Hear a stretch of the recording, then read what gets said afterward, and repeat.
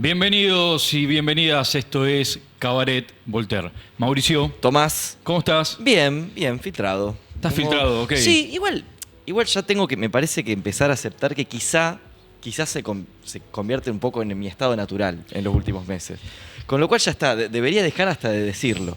Es como que pusiste la vida en modo difícil, ahora Sí. que los jueves hay que estar en Buenos Aires, los domingos hay que estar en Exactamente. Rosario, hay que viajar, en el medio dormís en un colectivo. Sí, en un sillón de En una un casa sillón, de sí, un extraño. son cosas que ocurren. Uno toma un poco, no tanto, un poco más de alcohol del que podría tomar, ¿viste? Y ya el otro Eso- día se siente. Y ya el otro día se siente. Y los 30 años también afectan, hay que decirlo. Qué bárbaro. Es cierto. En el capítulo de hoy vamos a estar recibiendo a Ernesto Teneman, vamos a repasar un poco su trayectoria y a su vez la trayectoria de un país llamado Argentina. Bendito, maldito, veremos. Ustedes vieron que los capítulos de Cabaret Voltaire a veces se interconectan, incluso sin nosotros saberlo. Pienso, por ejemplo, en el capítulo que hicimos de Clarín, la era Mañeto, con Martín Sivak, un gran capítulo en base a los 2 tomos que escribió. Incluso- Pienso en el de La Nata, el de Sí. Neustadt, ¿ok? Digo, de- hay muchos. ¿Cuál más? El de Berbisky. El de Berbisky. El de Berbisky, que hablando tengo acá un libro sobre él, capítulo muy comentado por ustedes. Gracias por estar del otro lado.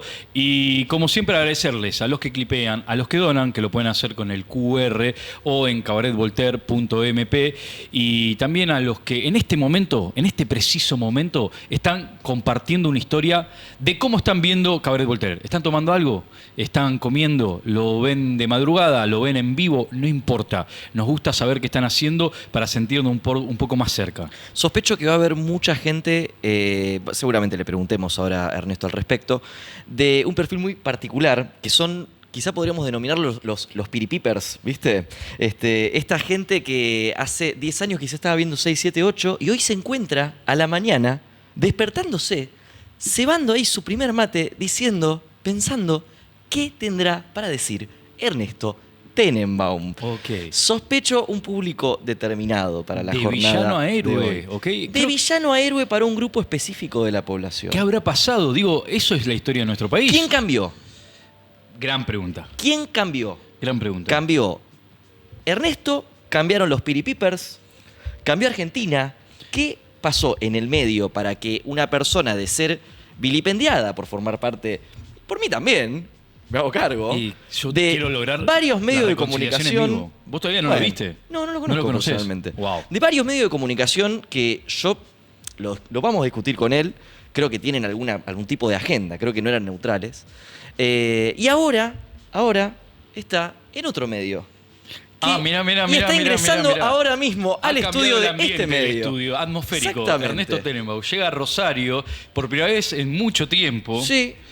Así que, ¿cuántos años? Décadas.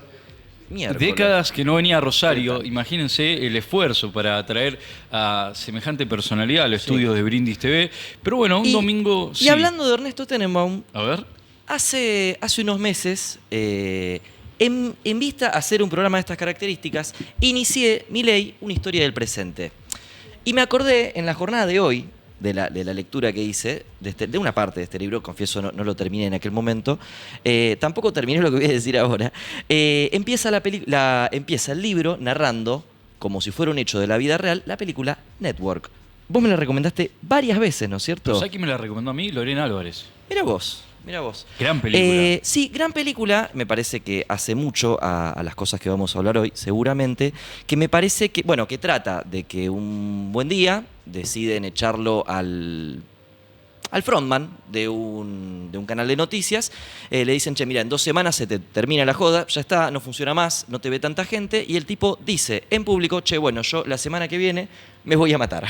Medio que extorsiona a sus jefes Entra en de un alguna delirio manera. místico. Entra en un delirio místico. No contento con eso, al otro día dice, no, bueno, che, me voy a disculpar. Y en vez de efectivamente disculparse y bajar la apuesta, la escala. Dice, la verdad, ¿saben qué? Yo estoy podrido de esta sociedad, de la bullshit. Utiliza la palabra bullshit muchas veces, lo cual además en un medio de comunicación, al menos yankee que yo sepa, de esa época, era muy problemático. O sea, llamadas de gente indignada diciendo cómo va a decir bullshit en televisión. Y al mismo tiempo, picos de rating. 1976 la película. 1976. Sí, es muy interesante. En paralelo a esto, también, yo no la terminé. Pude ver lo que pude ver hoy. Y cuando me acordé de la película, habré visto unos 40 minutos. Pero que me parece que son lo suficientemente densos como para pensar en varias cuestiones. Aparece otro personaje que es una productora de televisión que en realidad se dedica a ficción y que está. Que es significativo, ¿no? Que es significativo. Un presentador coacheada por. Ella hace ficción. Sí, ¿sabes qué me hizo acordar a Newsroom? ¿La viste? No. No tiene nada que ver igual el tono o quizás los temas, es otra la cuestión, pero hay algo también de ciertos personajes que estos son las versiones quizás malos de los de Newsroom. Newsroom es más del bien, digamos. Es claro. de, ¿cómo se llama el tipo que hizo West Wing? West Wing. ¿No viste West Wing? No, bueno, te la sugiero. Bueno, no importa. La cuestión es que esta mujer, cuando descubre, dice, che, este tipo está primera plana de todos los diarios. Sí. Este tipo levantó 5% de rating. De 20 millones de personas pasamos a 30. ¿Viste? De pronto, donde hay lo que muchos detectan como un peligro para la psiquis total de la población, ella dice, acá hay una oportunidad. Me parece que es interesante, me parece que pone también el foco en esto de, che, ¿hasta dónde, viste? Ella se emociona cuando ve un footage, una grabación de una célula como una especie de montoneros yanquis robando en un banco, el Frente Ecuménico de Liberación, y se emociona mucho porque dice, lo que voy a poder vender con esto. O sea, ni importa una cuestión, no hay una búsqueda ni por la verdad, ni por hacer, no sé, por hacer un trabajo, si se quiere, más militante del periodismo. Pero por otro lado, lo puede hacer, puede poner a este tipo en este lugar y darle esta centralidad, porque evidentemente hay mucha gente que necesita de alguna forma que se termine cierta mascarada, ¿viste? Claro. Que necesita que de alguna forma alguno putee. Porque no se puede ni putear. Que alguno ¿viste? sangre. Que alguno, sí. Sufra como sufren ellos. Que alguno muestra que hay gente sangrando, ¿viste? El problema es, bueno, qué pasa de ahí, que se hace políticamente con eso. Pero bueno, seguramente la voy a terminar. No sé si esta noche, pero en algún otro momento de Sí, de la hecho semana. creo que Lorena escribió una buena reseña al respecto, está en Panamá Revista, y me parece que adelanta, siendo una película del 76, algunas discusiones que en los medios de comunicación se dieron en los 80, en los 90. Periodismo, hasta dónde llega la búsqueda de la verdad, época de cámara oculta, cuál es la ética detrás de todo eso. Tal vez los 90, los 80, con la privatización de los canales, lo charlaremos con Ernesto, inaugura una época, lo repasamos en el capítulo con Martín Sivak de Clarín, Romá, y esos nombres que aparecen, una forma de ejercer el periodismo con un cruce del liberalismo, ¿no? ¿Qué pasa, viste, cuando se privatizan los canales, cuando el Estado deja de tener tanto control, se libera un poco el mercado, cosas buenas, cosas malas, obviamente. No, y que sin duda que uno no puede pensar que el Estado es un ente no interesado en lo que pasa en los medios de comunicación, pero ¿qué pasa cuando solamente queda el privado también? ¿Qué contrapeso existe? No digo que haya sido el caso de Argentina, sí. pero ¿qué pasa si decís, no, bueno, todo lo del Estado es malo, todo lo del privado es bueno? Totalmente. Conversaremos con Ernesto Tenenbaum. ¿Algún PNT? Creo que sí, no sé si lo tengo a mano, es probable que no, pero lo vamos a resolver muy rápidamente. Mientras tanto, nada, esa que te decía, West Wing, Aaron Sorkin se llama. La tengo muy presente porque estoy viendo The Wire ahora y me parece que son dos series que muestran dos momentos yanquis. El pre y el post del 2001, del ataque a las Torres Gemelas, que es muy interesante la visión de mundo que hay después. Sí, es como el sueño perdido, ¿viste? De pronto es un pasaje a la adultez prácticamente, te diría. O sea, en West Wing vos ves la gestión de un político, de un presidente demócrata, en un mundo en el cual los demócratas todavía son buenos. ¿Viste? Claro. todavía tienen alguna... El viento de cola de la época. Hay un viento de cola... No, y aparte venían ganando, ¿no es cierto? Por eso. Pero digo, en términos mundiales, ¿no? Pero todavía hay un dejo de inocencia, y ya The Wire no, es la sociedad. Que de hecho sucede, terminé hoy la primera temporada, le dicen a los muchachos de The Wire, no, miren, no podemos laburar en este caso de narcotraficantes porque tenemos que trabajar con terroristas, ¿viste? Nada. Realismo político. Realismo político, sí, pero digo, está bueno ver esas dos series en tándem para ver la transformación del espíritu yanqui en ese momento. Bien. Teniendo el PNT, paso a comentarles que agradecemos a nuestros amigos de Bordeaux, una cava de buenos vinos convertida en vinoteca. Tienen 2 botellitas, un club de vinos donde mes a mes recibís un rico vino con comentarios de un enólogo y entrega a domicilio sin cargo. Si querés te puedo servir acá Sí, por de los favor, compañeros gracias. de Bordeaux este amansado Cabernet de Sed. No sé qué, eso sí no lo ubicaba. Vamos a ver qué hace. Yo te voy a hacer una buena reseña al final del programa. Bueno, mejor así. Me diste el vaso en vez de la copa. Pero está bien, no importa. Bueno. Está todo bien. Pero bueno, si un día te pasa como anoche y nos pasamos por ahí de horas, nos pasamos de alcohol, alguien tiene un accidente, sucede algo, ¿sabes con quiénes podés contar? Plan de salud, ¿cómo es? ¿LPF? Podemos, no sé por qué lo spoileaste, pero sí. LPF Planes de Salud tiene coberturas que se adaptan a tu economía. Solo con tu aporte obtenés cobertura médica y solo pagás un copago cuando lo utilizás. Elegí el plan que va con vos ingresando a lpfplanesdesalud.com.ar. Con LPF Planes de Salud tenés planes accesibles sin resignar calidad ni cobertura de especialidad. Elegí cuidar tu salud, elegí los planes de LPF. Gracias a todos los que están del otro lado. Y ahora sí, cortina de invitados y recibimos a Ernesto Tenenbaum.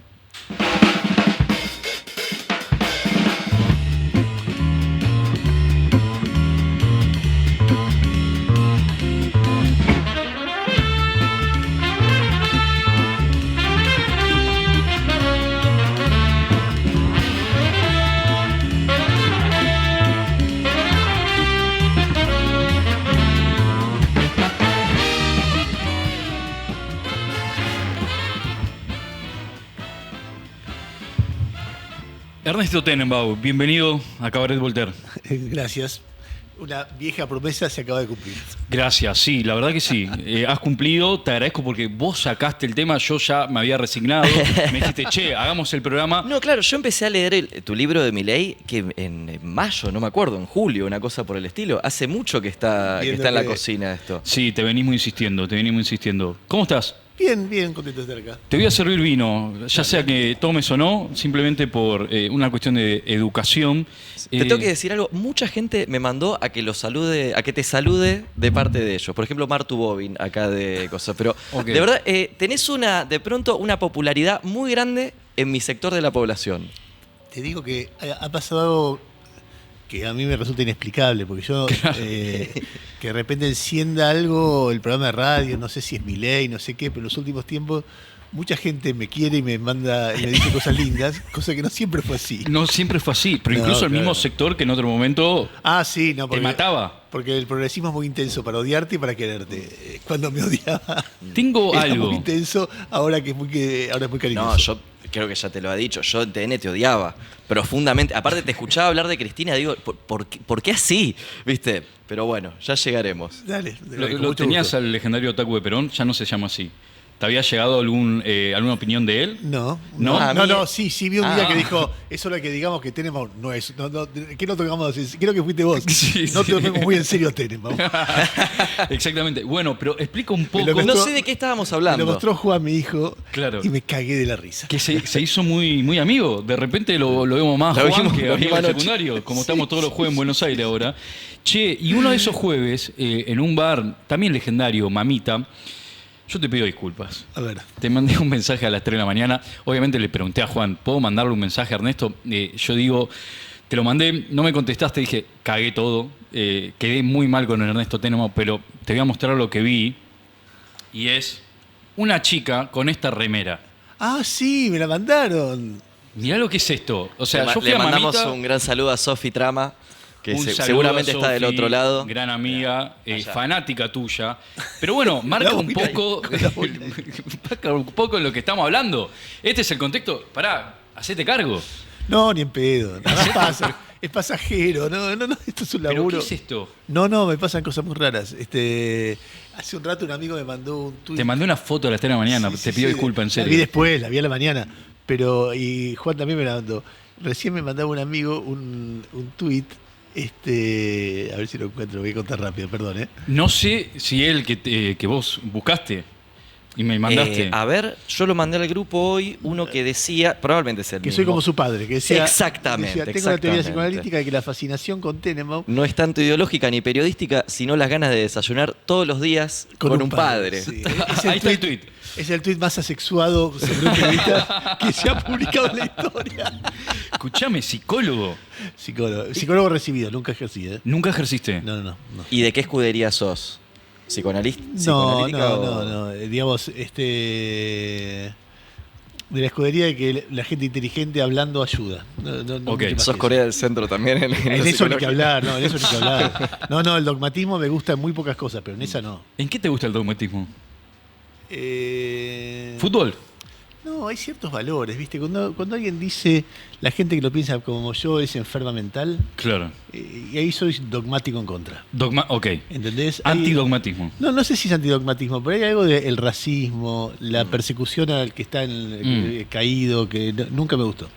El abuso de poder, la prepotencia, esas cosas nunca me gustaron. Y en el caso de, creo que en el caso de Milei en este momento, hay muchas veces que a mí, yo intento ser analítico siempre, me cuesta mucho porque es un gobierno que expresa un orden un orden de valores que está, pero a 10.000 kilómetros mío. No hay prácticamente nada de lo que digan en lo que yo pueda creer. Entonces, y legitima, y coincido con la época en que se han legitimado dogmas,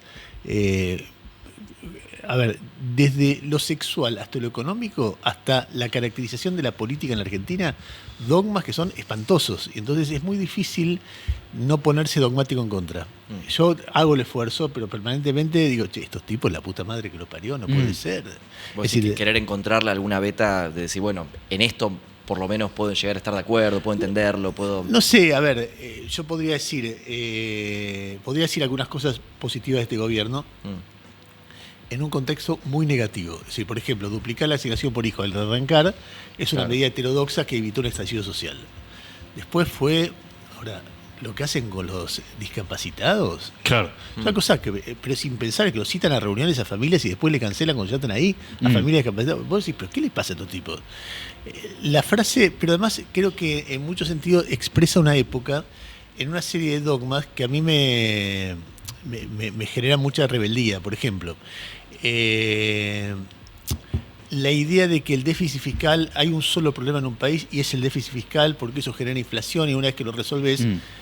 Dicho así, y fue dicho así 100.000 veces, no solo por Milei. Yo me acuerdo cuando una vez que se lo escuché en un reportaje que le hace Morales Solá a Macri, que le pregunta, ¿cuál es el problema de la inflación? Y Macri hace así, dice, uno solo, Joaquín, el déficit fiscal. Es una pelotudez. Y un dogma. Y un dogma de una dimensión. No estoy diciendo que el desorden fiscal sea bueno, estoy diciendo que es obvio que no es suficiente, y es obvio que depende, y es obvio que cualquier ajuste es una operación tan sofisticada que si la haces a lo bestia, termina generando mucho más perjuicio que el beneficio que busca, pero no se puede discutir. Después, hay un dogma que tiene que ver con la palabra cuca, o sea, que se expresa en lo que Karen Reinhardt dice hoy, que los que votan todavía al peronismo tienen una enfermedad mental, o en lo que dice, no sé, Galperín, el tipo más rico de la Argentina, el kirchnerismo es siempre y será siempre una enfermedad mental. Bueno, a mí eso no me gusta. No soy kirchnerista, tengo 1000 críticas al kirchnerismo, pero no tengo nada que ver con... Cuando aparece una legitimación del antiperonismo más vulgar, es algo que me subleva. Me parece que es racista, clasista, que además ignora a la mitad de la población. Esa frase que es incapaz de pensar, porque vuelve siempre. ¿Entendés? Entonces es algo que le hace tanto daño a un país. Y entonces me parece que en todos estos, en estos años, eso fue un increyendo desde el 2012, 2013 hasta acá. Y bueno, hoy yo jodía, que se cumple 80 años del 17 de octubre, y yo jodía que todos me Sí. decían, decían firmar la ficha de afiliación, ya estás de este lado, y yo decía ni en pedo. Y entonces empecé a joder con que se robaron hasta la marchita. Claro. Estaba jodiendo que la marcha original era Barraca Juniors y que llega el peronismo, pero es así, ¿eh? Mirá. Y lo estaba contando. Eso es un... Si no lo escucharon, tienen que escucharlo. Hubo un periodista histórico, periodista de economía, un gran periodista de economía, un tipo muy cabrón, de esos eruditos finos que se llamaba Julio Nudler. Sí. yo tuve el privilegio de conocerlo en Página 12. Él aparece leyendo, no sé, la biografía de Timerman, por ejemplo, me parece. ¿De qué época estamos hablando? No, es de la época. Julio, hoy tendría, supongo yo, más de 90 años. Claro, sí. O alrededor de 90. De esas biografías políticas de esa época aparece Él aparece, seguido. claro. Y era uno de esos periodistas eruditos de los 70 que cuando empieza Página 12, los que éramos muy pendejos, de repente laburabas con tipos como él, como Lanoje, Claro. como Alcina Tevenet, como Berbisky, como Juan Gelman, como David Viñas. Pasaban por Osvaldo Bayen, pasaba por ahí, vos estabas mirando todo el tiempo. Claro. Un semillero increíble. Claro, nosotros, Venía a romper el viejo periodismo de los Neusta, de los Grondona. bueno, eran todos los que habían estado exiliados o marginados en los segundos Ok. líneas. Y Julio era un melómano, un fanático de la música, que escribió mucho sobre eso. Y escribió un trabajo que son, creo que, 5 o 6 fascículos que se llama La Marchita. Y es la historia de la música peronista. Mirá. Pero no la marcha, tiene como 10 versiones y fue acompañado de 5 CDs con toda la música peronista. O sea, vos escuchás eso, el material de audio que tiene, Sí. y el material histórico, contar el peronismo según sus canciones, las marchas de Evita Capitana. Claro. Ta, na, na, na, na, na, ni, na, na, que empiezan chicos cantando y después empieza con una marcha más potente y que te pasa por encima. Y el primer hallazgo, que no es un hallazgo de él, es un hallazgo creo que fue de otro periodista llamado Hugo Gambini, es mostrar que había un club que existe todavía, que se llama Barraca Juniors, el barrio de Barraca, que tiene una marcha previa al peronismo, que dice, los muchachos barraqueños. Mirá vos. O sea y que de Hugo del fútbol. Carril la sacó de ahí. La afanan. Mirá vos. Y boludo. yo hoy lo contaba esto, y llama un señor de 88 años, que es el vicepresidente actual de Barraca Juniors, que cuenta la historia. Parte de la historia es que en el 55, cuando se prohíbe todo lo de Perón en un corso, hay alguien que toca la música y lo llevan en cana por tocar la marcha peronista. Claro, pero está Y haciendo. él dice como argumento, no sé si es Claro. verdad, era de Barraca Juniors. Es como el feliz cumpleaños y el. Claro. Sí. El feliz cumpleaños Y el payaso del Plin Plin, claro. Exactamente. Y entonces va a la cárcel, la conducción de Barraca Juniors, y les demuestra que la canción y lo sueltan. Y el tipo canta la canción al aire hoy. Nada. Hoy. Hoy, claro. Hoy, Hoy, 17 de- hoy, No, hoy, te- le hoy tengo yo que- jodía- hoy probamos con le- eso. Solo alguien que no es peronista puede bromear con la marcha peronista a los 80 años del 17 de octubre. Jodía yo. Le tengo que entonces confesar algo a la gente que está del otro lado, que es que nosotros no estamos saliendo el 17 de octubre en este momento. Ah. Esto, claro, va a salir en otro momento. Está bien, Estamos en no vivo ahora. importa. No pasa nada. Che, pero ¿puedo hacer una pregunta medio out of context y A después ver. volvemos a. Dale. ¿Es posible que hayas dicho, Ernesto, que una de las mejores películas de la historia es Lluvia de Hamburguesas? Sí, me alucina. Me alucina. ¿De dónde sacó ese? ¿Dónde sacaste ese dato? Lo dije en la radio. Lo dijo en la radio hace ok, poco y ok. me lo sopló una amiga. Es que es Y- alucinante, porque... ¿De qué va? No tengo la menor No, idea. Lluvia de Hamburguesas es gente que encuentra la manera de fabricar comida con una máquina que manda al cielo, con una especie de satélite, y por un pedido que no sé cómo hace, ya no me acuerdo, empiezan a llover cosas. Pedís helado, gelatina, hamburguesas, y entonces pasa un montón de Para cosas. que sepan de qué estamos hablando. exacto. Sí. Me hace acordar a Soylent Green, por ejemplo, por esto de que como que Es resuelven muy- el hambre. Mirala, Película. es psicodélica. Es psicodélica. Es psicodélica, pero además tiene algo que yo siempre pienso en la capacidad de invención del ser humano, que me parece algo maravilloso. El Sí. ser humano encuentra cosas y descubre, y no sé, pensar que con restos fósiles de dinosaurios vos sacás un líquido que hace andar a los autos. Claro. No hay nada más fantasioso y más psicodélico que eso. ¿Cómo se lleva eso? ¿Entendés? Entonces vos podés pensar mil cosas, un microscopio, la rueda, el fuego, pero cuando te ves en cosas así, ahora cualquier cosa, la inteligencia artificial, que se encienda la luz, y Lluvia de Hamburguesas está como llevado al disparate eso, pero en algún momento refleja lo que a mí me gusta el ser humano. Pero además la historia es una historia de amor, está buenísimo. Bien, quiero empezar esta conversación, disculpen, pero esto puede terminar en cualquier lado. Ernesto Raúl, Sí. me suenan a dos Sí, revoluciones. sí, mis viejos eran comunistas.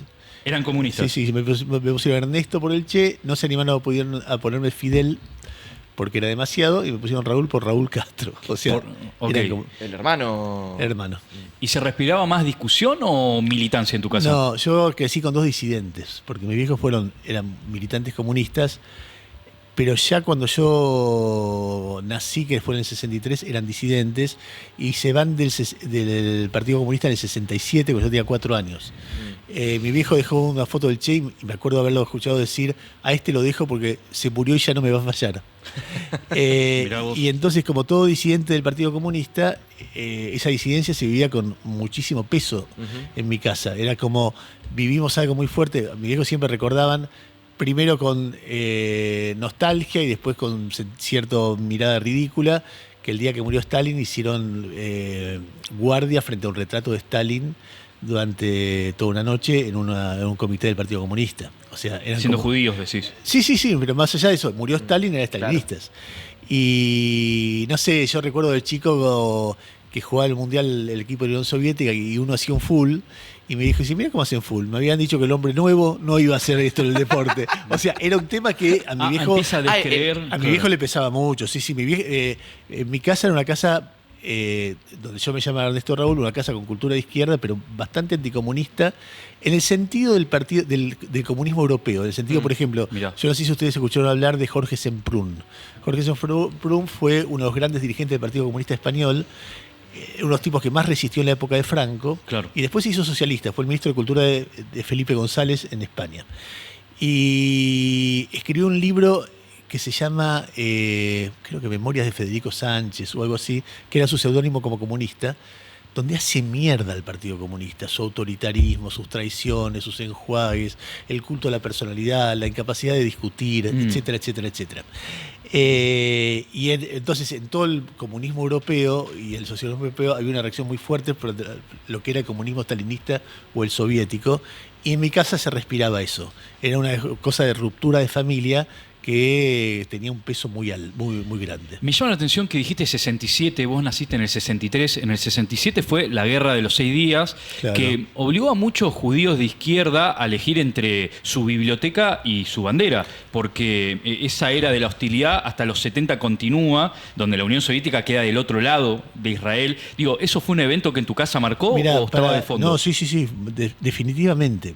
Para mis viejos hubo 3 momentos. Estamos hablando de arqueología, ¿no? Sí, bueno, pero interesantísimo. Llegamos hasta acá. En el primer episodio que a mis viejos los golpeó mucho como comunistas fue el 20 Congreso del PQS. ¿Qué fue el 20 Congreso? Había muerto Stalin y asume Khrushchev. Y Khrushchev, para legitimarse, hace un congreso del Partido Comunista de la Unión Soviética, por eso PQS, donde como difunde los crímenes de Stalin.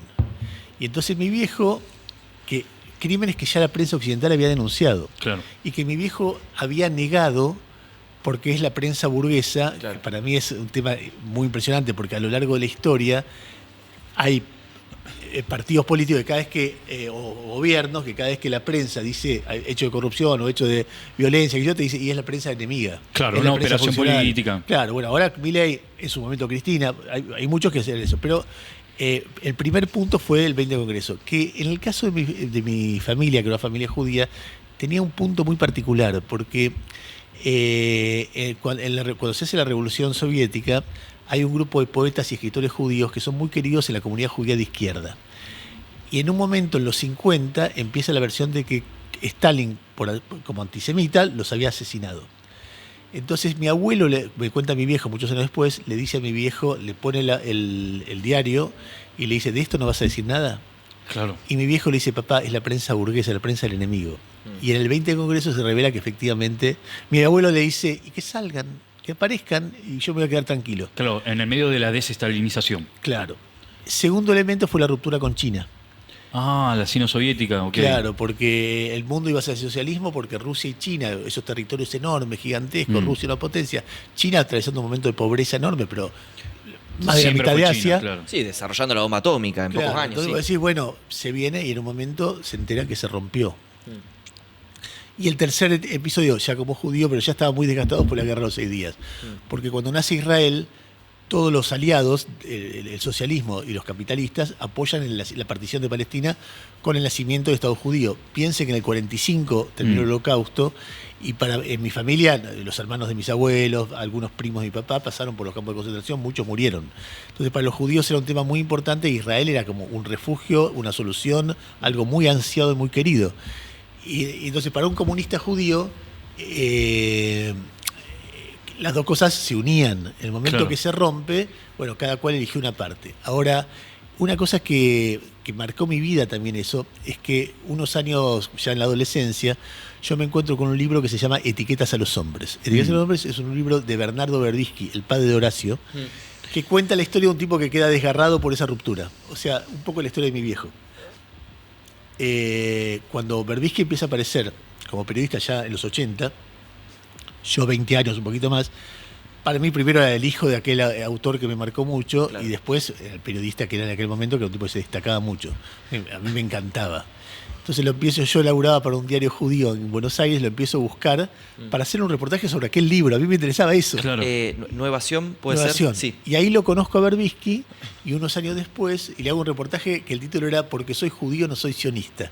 Te escuché, increíble, sí. La teoría era, los judíos somos oprimidos, tenemos que ser sensibles a los oprimidos de todo el mundo. El sionismo es un movimiento opresor, por eso, porque yo soy judío, no soy sionista.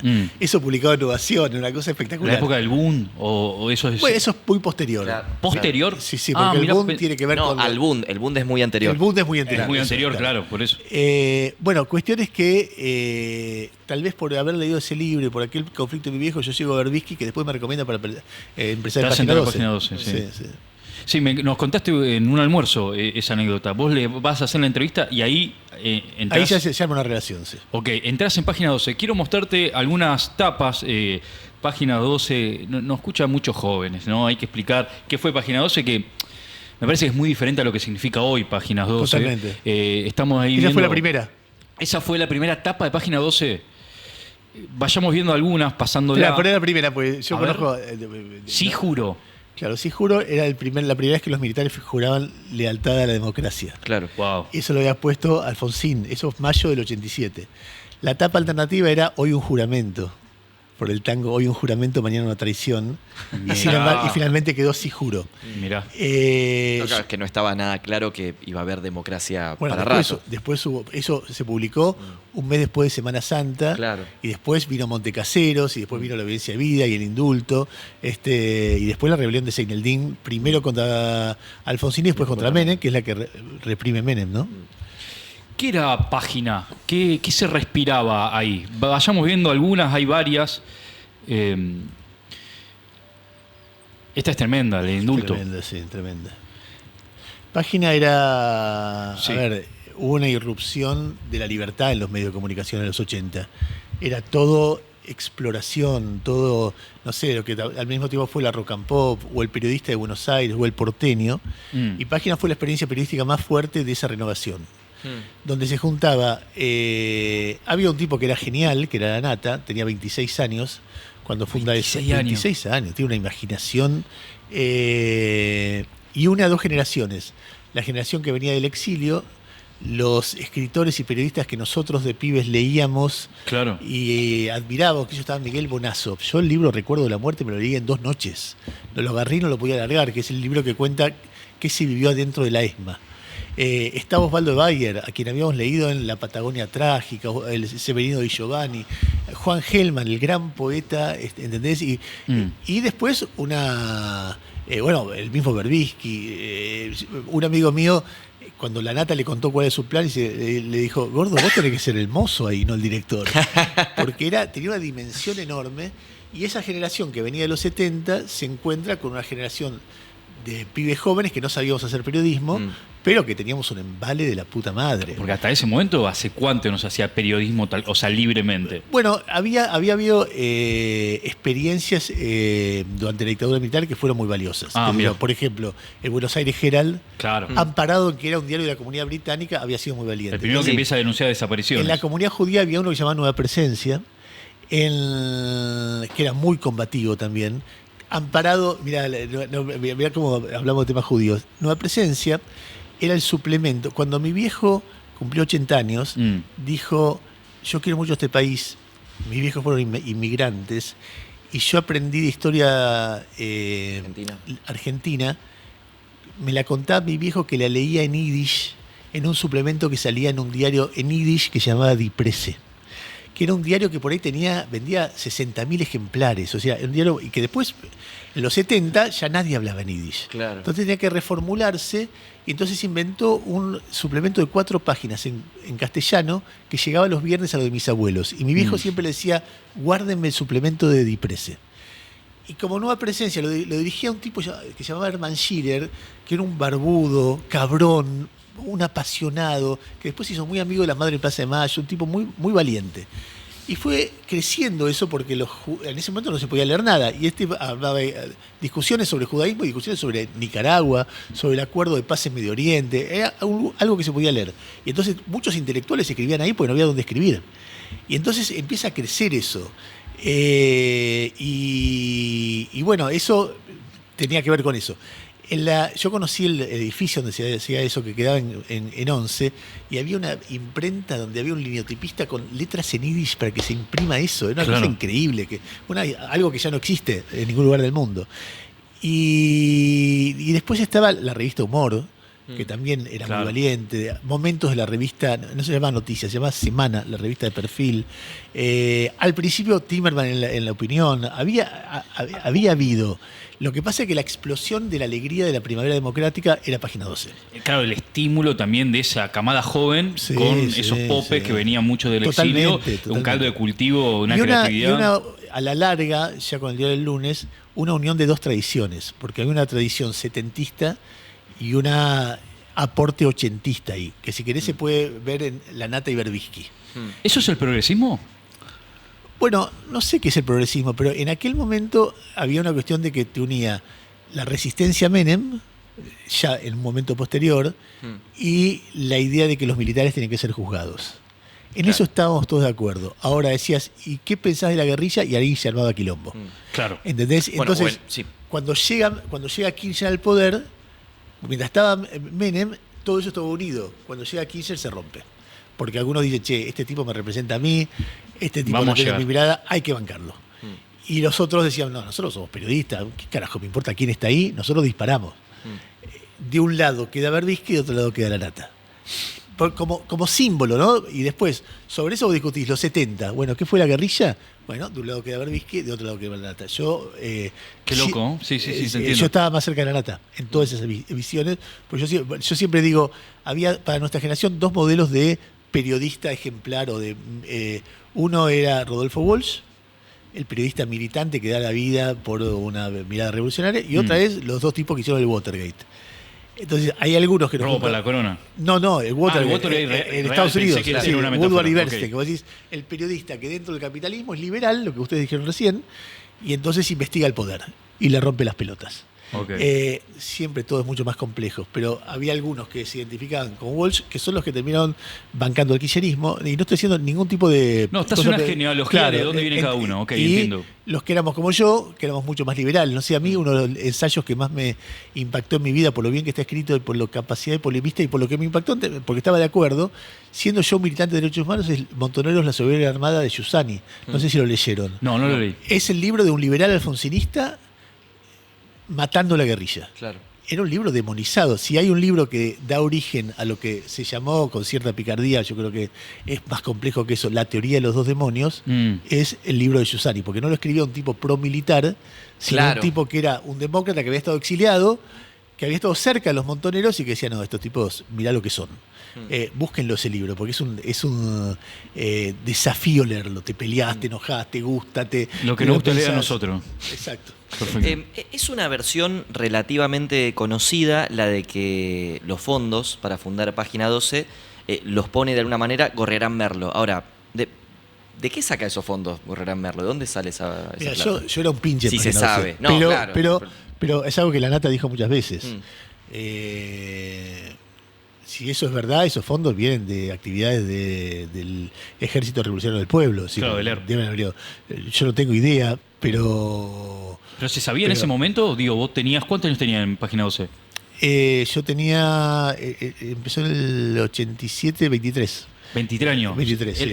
¿Se sabía o se hablaba? ¿Era un rumor? Más o menos. Claro. Pero cuando fue el copamiento de la tablada, que lo hace el movimiento Todos por la Patria, que respondía a Gorrerán Merlo, desde el menemismo y desde la fiscalía se argumentaba que había una relación con Página 12. Que no llegaron hasta el final, porque no sé, sobrevivió, pero que más habló de eso fue La Nata. Quiero recordar a La Nata, quiero recordar a Berbisky, a varios de aquellos protagonistas. Claro que Página 2 inaugura una época porque nace limpio de los vínculos con la dictadura. Claro. ¿Qué papel jugaba Berbisky dentro del diario? Digo, acá hemos discutido mucho su figura. Yo siempre he preguntado en privado de él. Es una figura, viste, que tiene muchas reputaciones, tal vez. No, es un tipo muy duro, un muy buen periodista, un tipo inteligentísimo, Ok. un muy buen periodista, un tipo muy apasionado. Que mejor tenerlo de amigo. Ah, ok. Porque Ok. si no, puede ser muy duro. ¿Vos cómo terminaste con él? No, yo no hablo con él hace muchos años, pero no trabajo con él hace muchos años. Ok. Es un tipo muy áspero. Era un tipo muy áspero, pero qué sé yo, hay un momento que la vida te acerca o te aleja. Cuando yo arranqué, para mí era Dios. Y después pasa a ser Dios cae y es un ser humano. Mi amigo Ginés. Claro, él lo pidió mucho por cuando Berbisky cuenta lo de las vacunas. Claro, sí, digo, es una de las tantas cosas, pero, por ejemplo, se decía, no sé si leíste El traductor de Benedra, o lo tenés en... Lo leí, lo conocí mucho a Benedra. ¿En serio?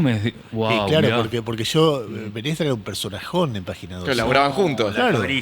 No te puedo creer, ¿en serio? Sí, Benedra era un tipo muy brillante y muy loco. Sí.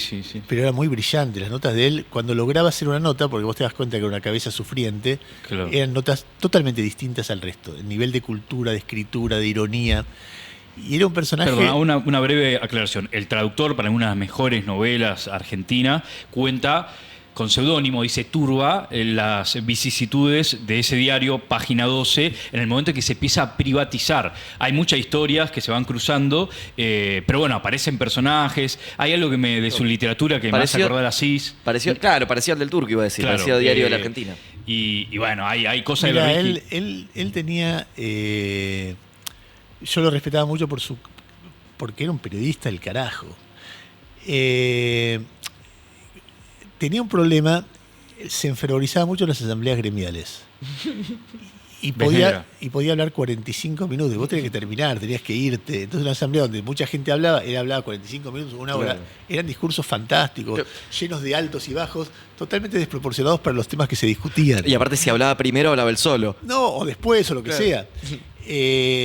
En aquel momento, seguramente el libro trata del momento que Clarín compra Página 12 y que como condición pone que haya un ajuste y hubo 80 despidos. Y eso fue un paro muy desgastante para todos. Vos estabas... Yo estaba, sí, yo paré todo el tiempo y entre el personal jerárquico que parado estaba Sloto, entre los columnistas que paraba estaba Osvaldo Bayer. Ok.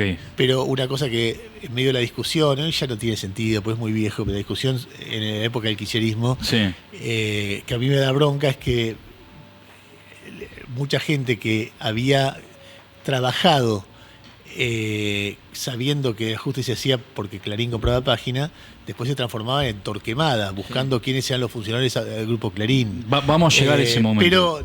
Pero a ver, Sí. la vida es difícil, yo tampoco soy Torquemada en sentido contrario. Claro. Entiendo que cada uno hace lo que puede, tiene las comisiones que quiere, las aplica como cada uno y después cada uno verá, qué sé yo. Te repregunto rápidamente y cambio de tema. ¿Por qué termina siendo una figura tan gris, tan oscura, Berbisky? Galimberti tiene una frase tremenda que es: a vos la dictadura no te tocó ni el timbre, ¿no? Y por izquierda, por derecha, si esos son coordenadas que ordenan la conversación argentina, es una figura muy discutida. Pero a ver, todas las personas que se destacan, no es por defenderlo, yo no tengo ninguna relación con Berbisky hace muchos años. Todas las personas que se destacan y en un ambiente que es tan polémico como el periodismo argentino, y bueno, vas a ver gente que le tiene bronca y gente que no. Es un tipo que hizo cosas muy importantes en algunos momentos y después, bueno, tuvo momentos peores, qué sé yo. Ok. A mí toda la construcción me parece que le hizo mucho daño al periodismo progresista. A ver, vos cuando llega Kirchner al poder, para muchos que simpatizaban con Kirchner, fue un dilema. Por ejemplo, Martín Granowski, que era un periodista muy destacado en Página 12, le ofrecen la conducción de Telam. Y él dijo, yo le agarró y dijo, yo no puedo ser periodista porque yo simpatizo con Kirchner. Claro. Y no puedo, estoy con este gobierno. Hay un momento que vos tenés que elegir si lo que te transformas vos en el aparato de difusión de un gobierno o de defensa de un gobierno, bueno, sos el gordo Dan. Y entonces generás un problema muy duro para el periodismo. Ahora vos tenés, por ejemplo, el País de Madrid, gana el PSOE. ¿Qué haces? Porque vos te das cuenta que los tipos no están con el PP o no están. Bueno, es un dilema, es una cornisa por la que tenés que es muy finita, pero vos te das cuenta que hay tipos que caminan por esa cornisa y tipos que vuelcan. Ponerte a ser un fiel defensor de un gobierno, si sos periodista, tarde o temprano termina mal, porque te corriste el lugar que tenés que estar. Entonces, ahora entiendo el dilema, porque hay tipos que dicen, bueno, entonces vos decís, hoy, visto desde una posición de aquel momento, un periodista que simpatizaba con 678, ponele, lo ves a Córdoba y dices, qué hijo de puta este tipo, y vos decís, bueno, está haciendo algo muy parecido a lo que vos hacías. No hay tanta diferencia. No, digo, hay diferencia en valores, hay muchas diferencias, okay. No comparo, pero digo, hay una cosa de decir, bueno, cuando hay una noticia que afecta al gobierno, por ejemplo, expert en narco, el periodista oficialista, la operación de Clarín para decir que Expert es narco. Y fíjate que ahí lo que hizo la dictadura. Y fíjate Clarín, y vos decís, flaco, pero te han dicho que Expert es narco. Entonces, hay una cosa de los hechos que el periodismo, si se transforma, no digo que no pueda expresar una simpatía oficialista, no digo eso. Ahora, después tenés todo el derecho a hacerlo, pero tiene un costo en términos de lo que le haces al periodismo y lo que pasa. Y me parece que hay un montón de colegas que se dañaron a sí mismos en ese periodo en función de causas que las que creían honestamente, tal vez, no digo que no. ¿Y para qué es el periodismo? ¿Para buscar la verdad? ¿Qué sé yo? Yo te iba a decir qué me gusta a mí del periodismo. A mí me parece que nosotros contamos cuentos. O sea, que en el final de la historia no hay escenografía, no hay maquillaje, no hay cámaras mejores o peores. Hay un chabón con una máquina de escribir o una computadora o un micrófono contando algo. Y si lo cuenta bien, va a lograr atraer gente. Y si lo cuenta mal, no. Y que lo primero que hay, que yo espero de un colaborador, ahora son subordinados míos, porque son todos más jóvenes, pero cuando era, che, ¿qué tenés? ¿Qué historia me vas a contar hoy? Y para mí el periodismo tiene que ver con eso, básicamente. Cuanto más cierta sea, mejor. Claro. Porque es la diferencia del periodismo y la ficción. Okay. Pero el tipo que escribe bien, que cuenta historia, que tiene una historia que otro no tiene, que la cuenta divertido, la cuenta amable, la cuenta, para mí eso es. Me parece que el periodismo forma parte del debate público, uno puede ser ingenuo, que uno lo usa en este momento, en mi caso más que nunca, para defender valores. No es que eso no existe. Pero en el fondo, en la base, hay una técnica y hay una historia. Después yo le quitaría cualquier tipo de palabra solemne, porque yo me peleo con cualquier palabra solemne. O sea, el periodismo no sé si tiene alguna función. Tal vez sea de los oficios menos útiles del mundo. Quiero ver algunas imágenes también para tener recuerdos. Y Jorge Lanata, ¿qué recuerdo te queda de Lanata entonces? ¿Era el Charlie Parker del periodismo? Y algo así, la desmesura. La desmesura. Sí, la desmesura, el arrojo, la inconsciencia, la sensación de que vamos a cerrearnos de alguna manera, el ensayo de error permanente. No sé, Página 12, para mí era muy raro, porque yo era más de la escuela del periodismo. Yo quería ser como Berbisky. ¿Vos querías ser como Berbisky? Cuando era chiquito. Entonces, para mí la producción de Berbisky me interesaba más que la de Lanata, porque era más sesuda, más... Claro. Y no entendía el personaje de Lanata, que me parecía un poco ridículo también al principio. Por ejemplo, yo me acuerdo cuando salieron los celulares, el primer tipo que yo vi que eran unas cajas así, una cosa grandota, el primer tipo que yo veo entrando a Página 12 con un celular era el gordo. Y era medio yuppie el gordo. Incluso en las revistas de él, de los primeros 2000, había mucha mujer en paño menor. Tenía una cosa... Eso fue mucho después. Sí, pero digo, su ser... Pero y el otro, ese periodismo, el de Berbisky, yo no entendía, el de la primicia, el de la investigación, me lo morfaba. Y después lo fui conociendo al gordo en su capacidad para generar equipos. Yo me acuerdo un día que estábamos en un fin de semana que había que hacer guardia, que éramos pocos, y sale La Nación con una foto recortada. Y el gordo dice, mirá cómo están recortando fotos. Porque Página 12 era el primero que recortaba fotos. Una foto recortada, antes se publicaba la foto cuadrada, como la que vos tenés, cualquier foto que sacás, Claro. y acá de repente aparecía un presidente, y entonces la foto la cortabas a la altura del hombro y salía la cara del presidente por afuera. La tapa en blanco, la tapa amarilla, la tapa... eran todas genialidades de Gordo. Probemos. Y después la conformación de equipos. La Líder de cantidad equipo, gente, bueno. de equipos, de tipo que teníamos todos una ambición y el tipo sumaba y veía eso. No se rodeaba de gente que era intrascendente. Vos ves muchos equipos en programas de radio y qué sé yo, donde tenés el gran periodista y 4 tipos que vos no sabés quiénes son. El Gordo no, el Gordo te transformaba en un personaje, te desafiaba, te impulsaba. Un tipo, en lo que yo recuerdo con mucho código, y después territorial. El momento que empezamos a crecer y ya cada uno empezaba a buscar, nada, terminó como el orto, porque dijo, flaco. Qué loco que a los 24 o 26 aparece como... ¿De dónde venía la nata para liderar Página 12 así? Del Porteño. Claro, de la del cooperativa Porteño. del Porteño, sí. Ok. Bueno, esos tipos... ¿Y ahí ya destacaba, digo, por eso encabeza Página 12? Bueno, se ve que lo van a buscar el grupo de gente que estaba juntando guita para hacer Página 12 Claro. y le dice hacelo vos o él contacta a alguien. Claro. Mucho que ver con el mundo de los derechos humanos, de los presos de las visitas a los presos políticos de ese momento. El que aparecía como el dueño de Página 12 era Fernando Sokolovich, que era un ex militante que estuvo exiliado en Israel, que tenía mucha guita y que iba a visitar a devotos los presos políticos. El Porteño hacía campaña por los presos políticos todo el tiempo y ahí me parece que Yo creo que vamos a volver a él. Quiero avanzar un poco en el tiempo. ¿Vos bueno. querés...? No, pensé que íbamos Sí. a seguir con él y... No, después creo que vamos a poder volver. Porque hay cosas para preguntar. Exactamente. Ya yendo al presente. Queremos preguntar. Queremos preguntar a ese otro La Nata. yo no fui ahí, ¿Vos no fuiste? Ah, bien, te vamos... Bien. No, estaba pensando, a vos te pasó un poco al revés de lo que le pasó a la Nata. ¿En qué sentido? Porque a la Nata lo quería el público progresista y después se pasó otra cosa. A vos con el kirchnerismo te está pasando un poco al revés. No, a ver, yo creo que si Jorge estaría vivo, no estaría en mi posición, porque yo estoy, me parece más radicalizado, pero Jorge nunca fue antiperonista. Jorge nunca fue antiperonista. No, para nada. Es más, hay un diálogo.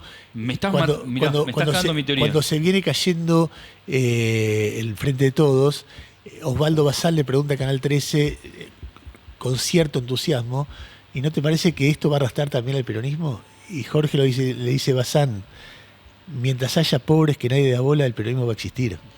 Mirá qué Jorge loco. reivindicaba su origen en Sarandí, tenía esa Mirá qué visión. loco. Lo que pasa es que hay un punto que depende de dónde se vea, llegás a conclusiones distintas, que es el 2008. Es decir, cuando se produce Exactamente, ¿sabes cómo lo vemos nosotros o que lo hemos expresado? Que en realidad él siempre fue antiperonista, una vez a Menem, después al kirchnerismo y en realidad lo que se corrió el progresismo. Pasó de estar enfrente del peronismo a ser absorbido por el peronismo. Entonces digo, la Nata en realidad no se movió, siempre fue antiperonista. Esa era nuestra interpretación. No, la Nata siempre fue un rockstar y siempre fue extremo en sus posiciones. Y nunca sos San Martín o Robledo Puch. ¿Cómo hacía para seguir siendo la Nata si gran parte de las cosas que él reivindicaba la estaba reivindicando el gobierno? ¿Cómo se ponía en contra de...? No, pero ahí ocurre algo que es el 2008, es el momento que el kirchnerismo dice, o pensás como yo, sos un traidor. Bien, vamos a ver eso. En el momento, y los periodistas que piensan en contra nuestro son mercenarios, funcionarios de Clarín, apropiadores de niños y todo eso. Cada uno de nosotros hizo frente a eso un proceso, porque así como Milei te empuja hacia la izquierda, el kirchnerismo te empujaba hacia posiciones más conservadoras, por contraste. Entonces, de repente te encontrabas en el mismo grupo donde estaba Macri, porque nos agredían a los dos. Entonces parecía que eras amigo de Macri. A mí Macri un día me dijo, vos sos un cagón porque Pergolini dice que es macrista y vos no te animás.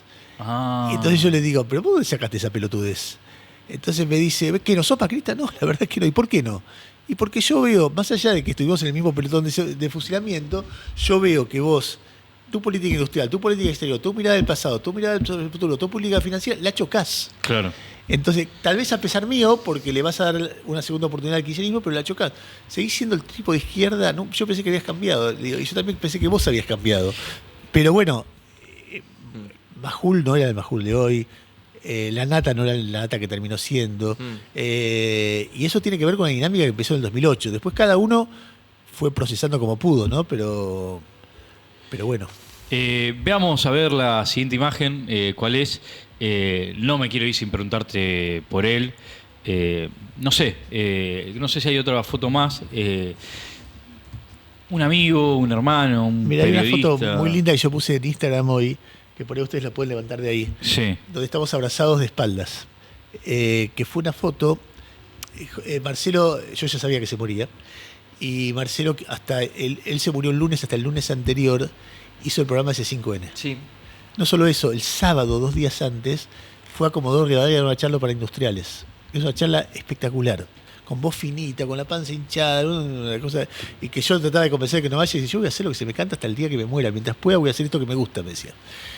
Y uno de esos 2 lunes, no sé si fue el anterior o el previo, yo iba los lunes para hacer el aguante, porque Sí. me daba cuenta, y estábamos en una mesa Claudio Martínez, que era el productor, Emanuel Álvarez Agís, que en ese momento todavía no era tan conocido, Mirá. y tenía una columna económica en el programa de Marcelo, muy buena. Estaba Marcelo, estaba yo, y estaba Cintia de Paz, que hoy es que era y es la mujer de Emanuel, o Emanuel es el marido de ella, Ok. que es una economista espectacular. Emanuel también, ella formó parte del equipo de energía 2014 y 2015, cuando Axel es el ministro de Economía. Y es fotógrafa por hobby. Y Marcelo y yo, ahí está la foto, mira. Wow, qué linda foto, ¿no? Yendo caminando hacia el canal, empezamos a hablar sobre la muerte. Fue una charla como densa. Entonces yo le paso un brazo y él me pasa otro brazo, y Cintia, que estaba atrás, saca la foto. Marcelo era un periodista excepcional. Además de un muy buen tipo, un amigo, era un periodista excepcional, un tipo muy riguroso y muy fanático de la idea de que era muy discutidor en nuestros equipos, de que el periodismo de investigación tiene que investigar el poder económico, que si no lo investiga está investigado solamente el poder político, Claro. y de esa manera favorece el poder económico porque debilita el poder político. Y entonces ha hecho trabajos espectaculares sobre bancos que nadie hacía hasta que no estaba él, sobre empresas de cemento, sobre el oligopolio de las empresas de cemento, sobre, bueno, el libro del Citibank es eso, sobre empresas petroleras, sobre de todo. Y para mí, en la época del kirchnerismo, que yo tenía una posición muy dura, y Marcelo tiene una posición más comprensiva. Ustedes hacían el programa junto en TN. Sí, discutíamos muchísimo. Y a mí me ayudó mucho a entender el problema, entender cuál era mi posición. Yo me acuerdo que en un momento le digo, tenemos un problema porque justo nos agarran laburando en Clarín, y yo le decía, Marce, si seguimos haciendo lo que hacemos siempre, que es investigar y denunciar y qué sé yo, nada, construimos el estereotipo de que somos funcionarios a Clarín y mercenarios. Y si dejamos de serlo, cedemos una extorsión. No tenemos salida. Y él me decía, la salida es hacer lo que somos nosotros, y bancársela. Sigamos contando, abriendo debates democráticos, haciendo periodismo de investigación para un lado y para el otro, haciéndole preguntas difíciles a todos, y nadie lo va a entender por un tiempo, y después lo van a entender. A vos te levantaron un programa en 2015, digo bien. A mí me sacaron de muchos programas. Sí. Principio del 2015 me sacan de Rock and Pop, que en ese momento estaba manejando, me parece que es ese. Pero antes de Radio Mitre y antes... Ahí está la foto de nuevo. Dijiste, hablamos de la Palabras muerte. más, palabras menos. Claro, es el programa que levantan de TN a principios del 2015. A ver, quiero decir una cosa. En ese momento ya estaba muy polarizada la sociedad, y la gente que veía TN quería sangre. Y nosotros hacíamos exactamente lo contrario. Entonces nuestro rating era muy bajo. Nosotros hicimos cosas en TN que fue una época apasionante de discusiones, que a mí me impresionó de haberlo podido hacer. Por ejemplo, cuando se discutía el tema de si los hijos de Dinastía Real Noble eran apropiados por la dictadura o no, hay un momento que ellos, Clarín o la familia Noble, se niega que pongan el brazo. Y nuestra postura era, todos pusieron el brazo, el argumento era invasión a la intimidad. Todos pusieron el brazo para que sacaran sangre, corresponde en este caso también, porque está el valor de la verdad primero. Y a mí no me convencía, era decirlo en la radio, lo había dicho en la radio, no había pasado nada. Hicimos un programa con nietos recuperados sobre el valor de la verdad, donde yo dije, tienen que poner el brazo. No comparto la campaña que está haciendo sobre este tema, Claro, pero acá, como cualquier nieto recuperado, tiene que haber la verdad. Y finalmente lo hicieron. En ese momento, era impresionante porque Fue un tema de Estado, fue una No, no, locura. no. Lo repasamos cuando hicimos con Martín. te gritaban de volver a los nietos en la calle. ¿A vos te gritaban? Sí, ¿A vos sí, te gritaban de volver a los Sí, nietos? sí. Te quiero llevar a esa época. Tenemos. Pero déjame terminar la anécdota. Sí, perdón. Ese día que sale esa, que debe haber sido 2010, ese trabajo que hicimos, como estaba grabado, yo salgo del estudio y veo la redacción de TN todos mirando el monitor. Y claro, yo pensaba, nos rajan, no nos rajan, porque no habíamos pedido permiso. Había que hacer el sumario en aquel momento y habíamos ocultado de qué trataba el programa. Y entonces me llama un ejecutivo de TN al día siguiente y me dice, te quiero decir una cosa que me emocionó lo que hicieron, porque fue respetuoso, ojalá lo pudiéramos hacer, que se hable de este tema más libremente y sin bajada de línea, pero acá todo el mundo tiene miedo. Y después me dice, si te tengo que echar en 20 minutos, te llamo y te voy a echar, no tengo problema, pero quiero que sepa que lo que yo pienso es esto. Y no me echó, y laburamos 5 años más ahí. Cuando dejó de medir, ahí empieza que van los domingos y nosotros dijimos, no vamos. No, nosotros vamos los domingos y resistimos. Pero por supuesto, cualquier horario está bien. ¿Le pesan más cuestiones, digo, estamos hablando de hace 10 años atrás, ¿no? Pero al TN de esa época le pesan más cuestiones económicas que ideológicas a la hora de pensar No, la era una programación? guerra. Era una guerra. Era una guerra. El momento que cada cual puede contar su mirada de por qué estalló ese conflicto. Sí. Hay una mirada del kirchnerismo que es legítima, que es la acumulación de demasiado poder en una prensa, en un medio de prensa, lo transforma en un enemigo peligroso, entonces trata de desarticular esto. Hay una mirada del periodismo liberal que es, en Santa Cruz no estaba el Grupo Clarín y vos no dejabas que nadie respirara. Claro. Lo que vos querés hacer es chavismo con la prensa. Y hay una, ¿qué puedo decir? Una incomprensión de los problemas del otro de los dos sectores. En el medio se mezclan negocios, pero después empieza a haber gente muy herida y eso... Una historia tremenda también, porque la historia del Grupo Clarín... Claro, entonces dispara hacia cualquier lado eso. Lo que pasa es que ahí yo era muy liberal, porque yo, la historia del Grupo Clarín, es cierto lo que vos decís, pero yo vi la transformación del Grupo Clarín en democracia.